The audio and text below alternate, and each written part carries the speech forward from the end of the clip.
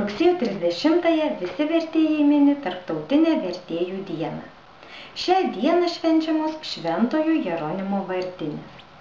Šventasis Jeronimas pirmasis išvertė Bibliją į lotynų kalbą iš hebrajų ir graikų kalbų.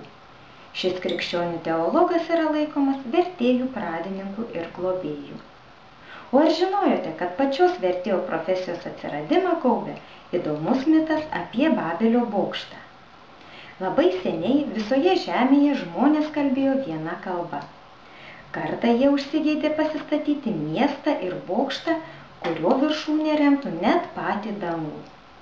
Dievas supyko dėl tokio žmonių pasipūtimų, sumaišė jų kalbą ir išsklaidė žmonės po visą žemę.